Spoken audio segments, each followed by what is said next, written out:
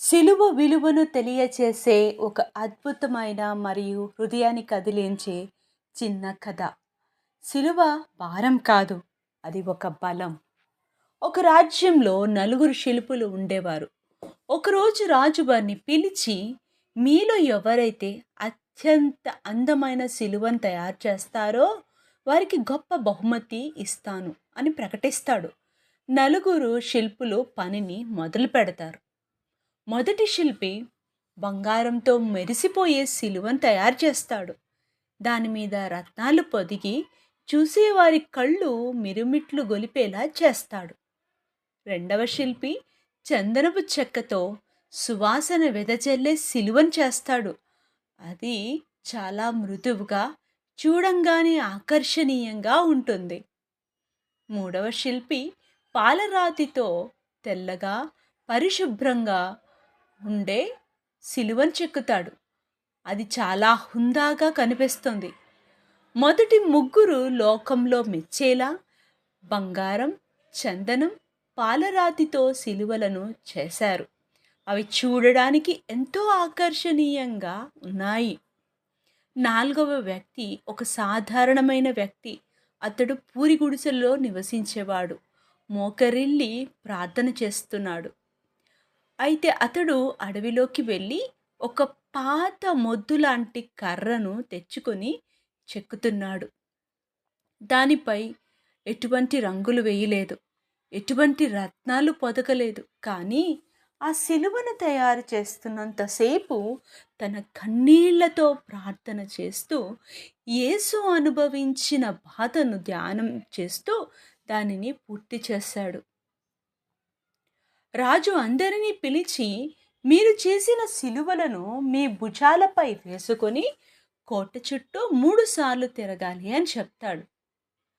నలుగురు శిల్పులు తమ సిలువలను భుజాన వేసుకొని కోట చుట్టూ నడుస్తున్నారు. బంగారు సిలువ మోసేవాడు చెమటలు కక్కుతూ పడిపోతున్నాడు. మిగిలిన ఇద్దరు కూడా ఇబ్బంది పడుతున్నారు. బంగారు సిలువ మోసిన వ్యక్తికి అది చాలా బరువుగా అనిపించి మధ్యలోనే పడిపోతాడు. చందనపు సిలువ సువాసన ఇచ్చిన దాని బరువు మోయలేక రెండవ వ్యక్తి నీరసించిపోతాడు. పాలరాతి సిలువ మోసిన వ్యక్తికి అది భుజానికి గాయం చేసింది. బంగారం మెరిసినా బరువును తగ్గించలేకపోయింది. పాలరాయి అందంగా ఉన్న భుజాన్ని గాయపరిచింది. లోకపు అతిశయం ఎప్పుడు భారాన్నే ఇస్తుంది. ఆశ్చర్యం. నాలుగవ వ్యక్తి తన గరుకు సిలువను చిరునవ్వుతో, ఎంతో ప్రేమతో సులువుగా మోస్తున్నాడు. ఎందుకంటే అతను ఆ సిలువను మోస్తున్నప్పుడు తన భారమంతా యేసయ్య మోస్తున్నాడనే నమ్మకంతో ఉన్నాడు. ఆ సిలువను మోస్తూ రాజు దగ్గరికి వస్తాడు. రాజు అతన్ని చూసినప్పుడు అతనిలో ఒక దైవికమైన వెలుగును చూస్తాడు. ఆ రాజు ఆ నాలుగవ వ్యక్తికి బహుమతిని ఇచ్చి ఇలా అంటాడు, సిలువ విలువ అది చూడడానికి ఎంత అందంగా ఉందనే దానిలో లేదు, దానిని మోసే వ్యక్తి హృదయంలో ఆ సిలువ పట్ల ఉన్న భక్తి మరియు ప్రేమలో ఉంది. స్నేహితులారా, ఈ కథ మనకు ఒక గొప్ప సత్యాన్ని నేర్పిస్తుంది. లోకపు ఆశలు, ఆకర్షణలు మనకు చూడడానికి బంగారు సిలువల్లాగా మెరుస్తూ కనిపించవచ్చు, కానీ అవి జీవిత ప్రయాణంలో మోయలేనంత భారాన్ని మాత్రమే ఇస్తాయి. నిజమైన ఆశీర్వాదం మన హృదయంలో ఉంది. ఆ నాలుగవ శిల్పిలాగా మనం ఎప్పుడైతే దేవుని ప్రేమను గుర్తు చేసుకుంటూ మన బాధ్యతలను, కష్టాలను అనే సిలువను మోస్తామో అప్పుడు ఆ భారం అంతా ఆయన మోస్తాడు.